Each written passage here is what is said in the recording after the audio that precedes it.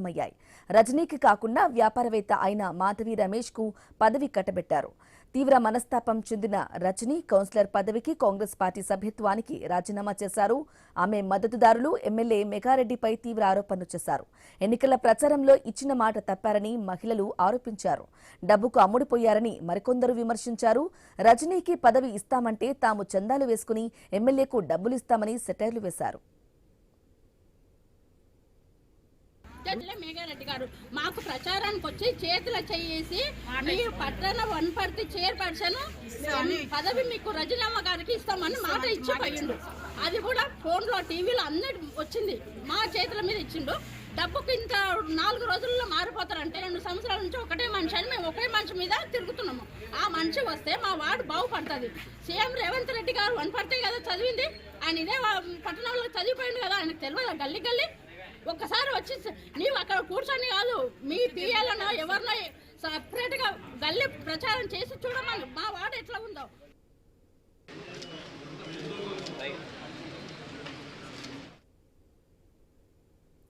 చీల దంపతులు ఐన్యూస్ తో ప్రత్యేకంగా మాట్లాడారు. భవిష్యత్తు కార్యాచరణపై వాళ్ళు ఏమంటున్నారో మా ప్రతినిధి వెంకటేష్ అందిస్తారు. ఒక 10 నిమిషాల ముందు మీకే చైర్మన్ పదవి ఇస్తామని చెప్పి అతని సహాయంతో కాంగ్రెస్ పార్టీని నిలబెట్టిన ఆ వ్యక్తికే ఈరోజు ముండి చేయి చూపడం, ఆ వ్యక్తి అయితే చాలా దిగ్భ్రాంతికి గురవుతున్నారు. ఆ వ్యక్తే కాకుండా దానికి సంబంధించిన ఇక్కడ కాలనీవాసులు కూడా చాలామంది ఆవేదన గురవుతున్న పరిస్థితి మనకు కనిపిస్తుంది.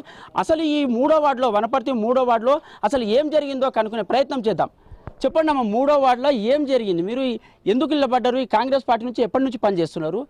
పార్టీలో గెలిచిన తర్వాత మీకు ఏమి ఇస్తామన్నారు, ఏమి ఇవ్వలేదు?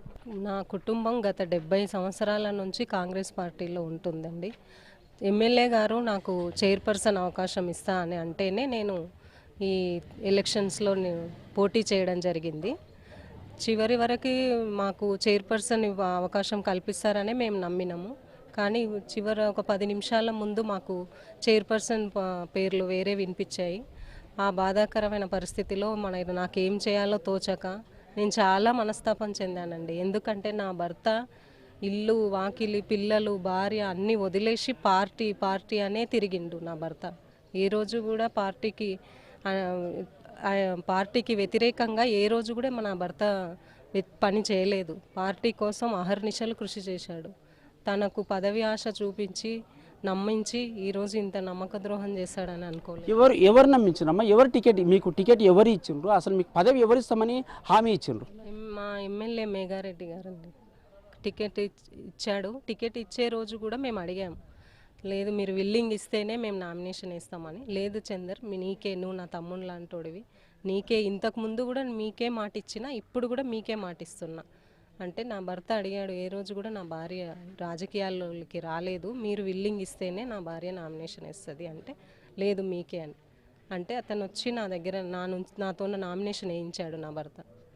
ఈరోజు ఇంత నమ్మక ద్రోహం చేసేసరికి, నమ్మించి మోసం చేసేసరికి మేము చాలా మనస్తాపం చెందామండి. బాధ. మీరు 70 ఏళ్ళ నుంచి మీ కుటుంబం ఉంది కాంగ్రెస్ పార్టీలో. ఈ సంఘటన వల్ల మీకు ఏమనిపిస్తుంది? అటు పార్టీ పైన, కాంగ్రెస్ పార్టీ పైన ఏమనిపిస్తుంది మీకు? వద్దండి, ఇన్ని రోజులు మేము అంతా చేసిందంతా వెట్టి చాకిరి, ఇంకా ఒక చాకిరిలాగా చేసినాం మేము. ఇంకా అంతే. మేము ఏ రోజు మా మామయ్య దగ్గర నుంచి కూడా మేము ఏ రోజు కూడా ఏ పదవులు ఆశించలేదు. సారు మేఘారెడ్డి గారు మాకు ఆ పదవి ఆయనంతకు మీకే అని చెప్పినందుకే మేము ఒక ఆశ పెట్టుకున్నాం. అంతేగాని మేము ఏ రోజు కూడా మా మామయ్య కానుంచి నా భర్త కానీ ఏ రోజు కూడా ఏ పదవి ఆశించలేదండి. మేము చైర్పర్సన్ పదవి మీకే అని చెప్పినందుకే నేను ఇంత బయటికి వచ్చాను. చీర్ల రజనీ అని మీరు 3వ వార్డు నుంచి గెలిచి తర్వాత కాంగ్రెస్కు సంబంధించిన చైర్మన్ అభ్యర్థి కూడా మద్దతు పలికిన తర్వాత రాజీనామా చేసిండ్రా? మద్దతు పలికిన తర్వాతనే ప్రమాణ స్వీకారం కూడా చేశానండి. చేసిన తర్వాత రాజీనామా లెటర్ ఆర్డీఓ గారికి ఇచ్చేసి వచ్చేసాను. ఇప్పుడు పార్టీకి రాజీనామా చేశారా లేకపోతే కౌన్సిలర్ కూడా రాజీనామా చేసిండ్రా? కౌన్సిలర్కి రాజీనామా చేశాము, పార్టీకి రాజీనామా చేశాము. కష్టకాలంలో 10 ఏళ్ళు ప్రభుత్వం లేకున్నా కష్టకాలంలో మీరు కాంగ్రెస్ పార్టీకి నిబద్ధులై పనిచేసినామని చెప్తున్నారు. అంటే కాంగ్రెస్ వ్యవస్థనే అంతేనా? కష్టకాలంలో ఉన్నప్పుడు కార్యకర్తలను అంతుకుని చేసుకుంటే ప్రభుత్వాలు ఏర్పడితే వాళ్ళని పక్కకు జరుపుతుంది. ఇదే కాంగ్రెస్ పార్టీ నైజమా? అయితే ఇది జనరల్గా మేము ఏమనుకున్నాం అంటే, జనరల్గా ఇది కాంగ్రెస్ పార్టీ ఖచ్చితంగా ఈసారి అధికారం వచ్చింది కానీ రేవంత్ రెడ్డి గారి నాయకత్వం కొత్త ప్రభుత్వం అయిన తర్వాత మాకు ఒక నమ్మకం ఏర్పడిన ఖచ్చితంగా కార్యకర్తలకు గుర్తింపు ఉంటుంది, దాని తర్వాత వాళ్ళకి సముచిత న్యాయం కలిగిందని మేము అనుకున్నామన్న. కానీ ఇంత మోసం ఉందని చెప్పి మేము అనుకోలేదని. ఎప్పుడు జరిగింది మోసం మీకు?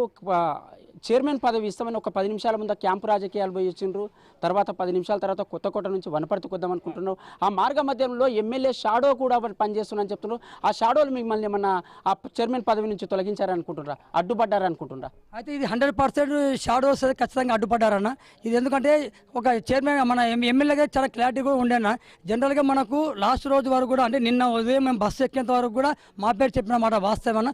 కొత్తకోట వచ్చిన తర్వాత ఎంపీ గారికి ఇంట్రొడ్యూస్ చేసేటప్పుడు వాళ్ళ మాకు మాధవీరావు రమేష్ గారిని ఇంట్రొడ్యూస్ చేస్తారు. అప్పుడే మేము చాలా అవాక్కైనామన్న. ఇదేంది మాకు టైం చెప్పి మాకు ఇది నేను చెప్పి ఇవన్నీ చేసి ఇంతవరకు చేయడం ఏంటంటే ఇది కేవలం ఒక ఎమ్మెల్యే గారిని ఒక మ్యానిపులేట్ చేసి తెర వెనుక ఉండి మాకు రబ్బర్ స్టాంపు కన్నా వ్యక్తే మాకు చైర్మన్ కావాలి అన్న కోణంలో వీళ్ళు పనిచేస్తూ పోయారని మాకు అర్థమవుతుంది. కాంగ్రెస్ పార్టీకి నిబద్ధతతో పనిచేసిన తమకు అన్యాయం చేస్తారా? భవిష్యత్తులో పార్టీ మారే అవకాశం ఉంటుంది. ఇక్కడ షాడో ఎమ్మెల్యేకి సంబంధించిన షాడోలు కూడా పనిచేస్తున్నారు. వర్గపోరు కూడా వనపర్తిలో రాజ్యం వెళ్తుంది. ఏ కార్యకర్త కూడా అంటే చిత్తశుద్ధితో కంకణబద్ధుడై పనిచేసే కార్యకర్తకు ఇక్కడ న్యాయం జరగదని ఆ అభ్యర్థులు మాత్రం చాలా ఆవేదన వ్యక్తం చేస్తున్నారు. ఇది భవిష్యత్తులో కాంగ్రెస్కు చాలా ఎదురు